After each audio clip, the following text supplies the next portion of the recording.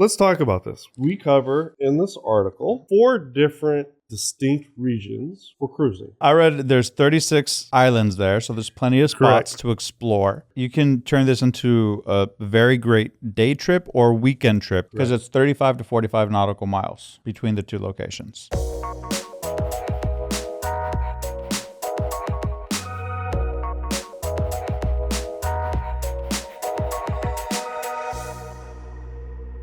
Welcome to another episode of the Southern Boating Podcast. I'm Ian Sneed. I'm James Anderson. And today we're going to be talking about a new article in our August issue, 4 stopovers around the U.S. Before we get started, I'd like to ask you to subscribe to the channel and leave a comment about your favorite place to visit when you're boating within the U.S. or U.S. territories. With that, let's talk about this. We cover in this article 4 different distinct regions for cruising. And we give each an example of where you can cruise to, what you can do. Well, the cool thing is there's, in the article, there's starting and destination points. Correct. Within the regions, And right? that's what I was going to bring up. So we have a start point, a destination point. I find it very interesting because some of these are mostly very historical spots. And that's what I take away from each one of these stops. They offer something for you to learn. And there's historical places, and you're going to take something away from that. You're going to learn something, you're going to take it away, and it's going to be with you for life. So the first one to me is one that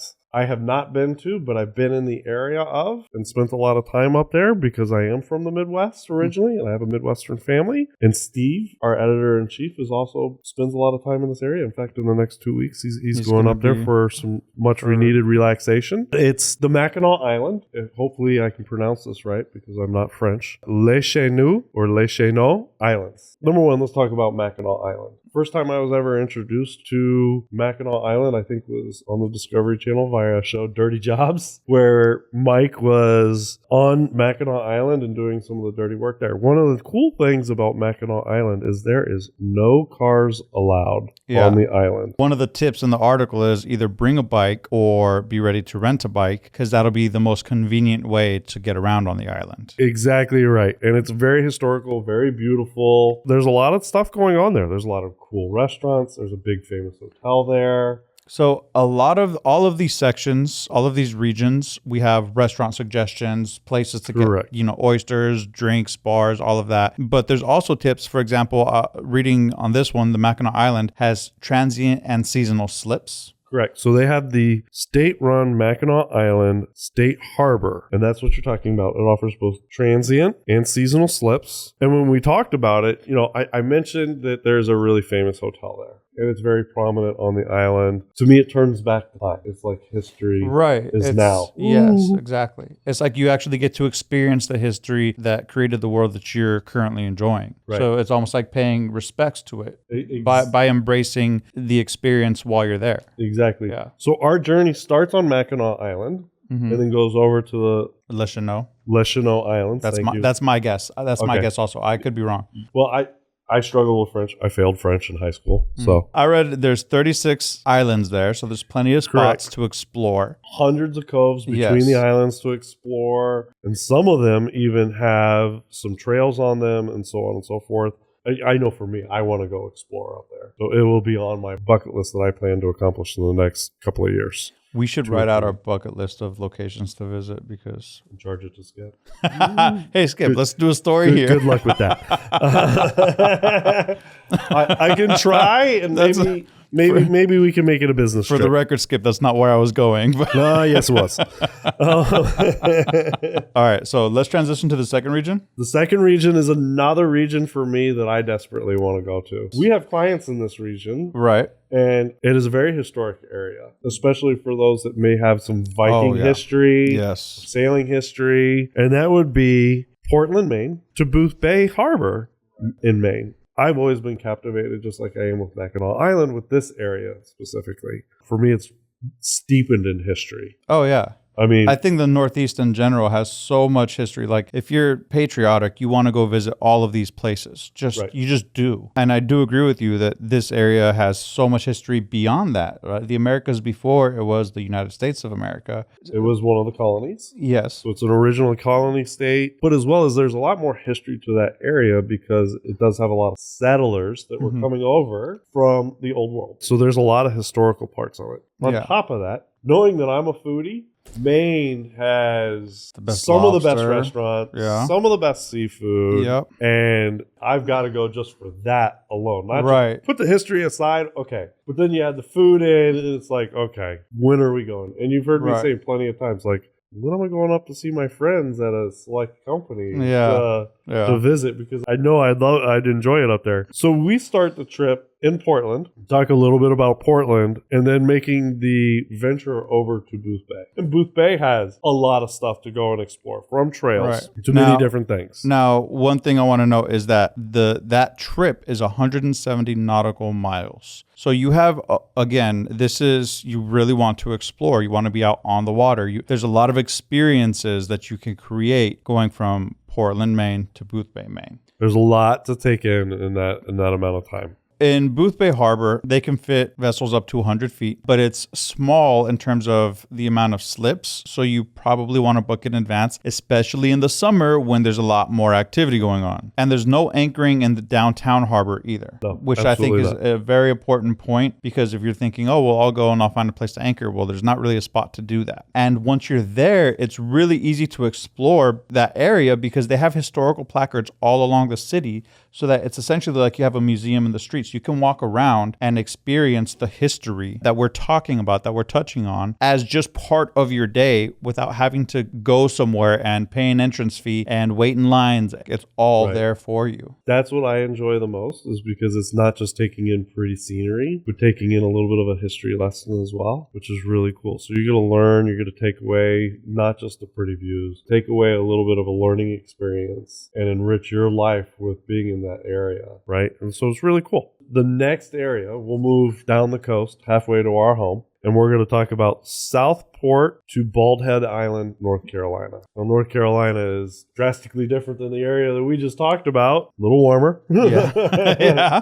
definitely warmer. But also offers, now I believe this was the shortest of the expeditions. Yes, because we wrote about. It's 2 miles, right? From one to two the nautical other. miles, 2 nautical miles. Right? From Southport to Bald Head Island. 2 notes that I made was Southport is quintessential coastal village, but it also has like a very Caribbean atmosphere to it. And Bald Head Island is also a car-free location, right? Just like Mackinac, no very cars. Similar. Yeah, right. One of the differences between this and Mackinac is you can rent a golf cart, at least on this island. Oh, right. So if you're not into pedaling and exerting yourself, you can do the golf cart option. So the entrance to Bald Head is very narrow. You probably want to radio in, especially in the summer because of how busy it can get. You want to radio in advance as you're coming and going to Bald Head Island. Also, the island marina can fill up months in advance. So you want to get a slip in advance. These last 2 trips, if you make them, you want to plan them in advance. Now, one thing that I read about this area is that it's Cape Fear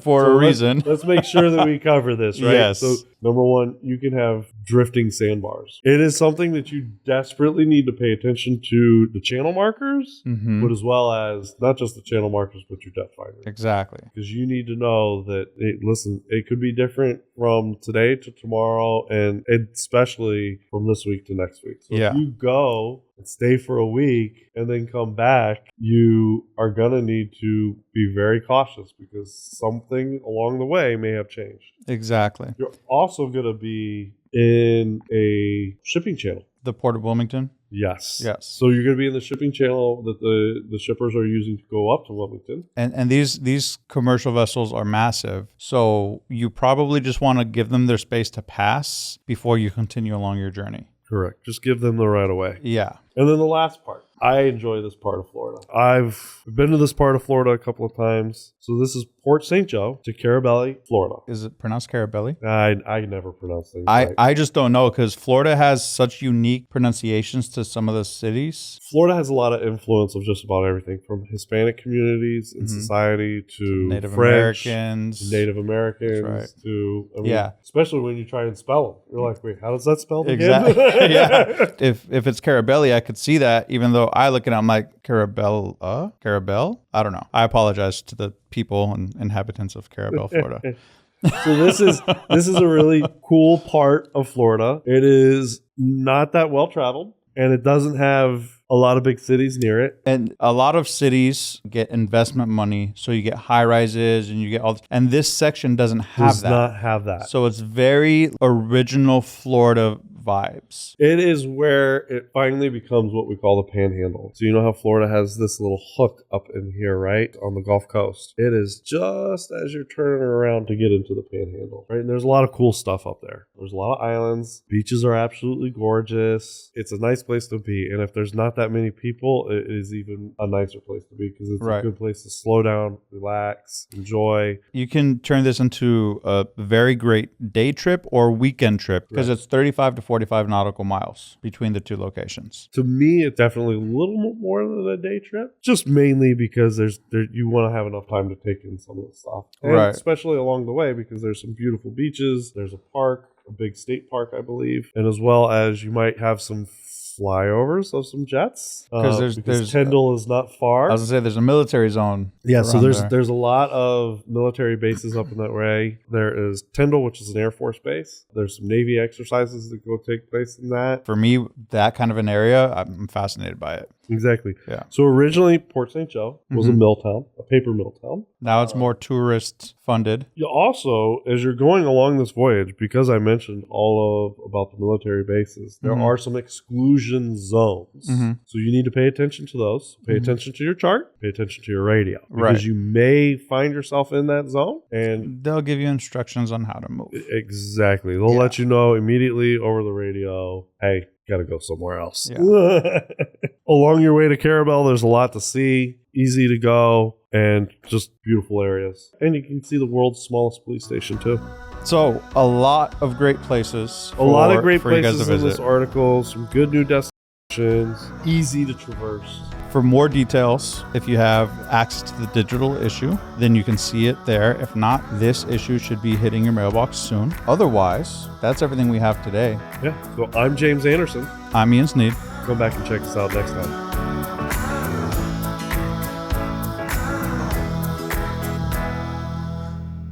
You're not French either, right? Le Cheneaux.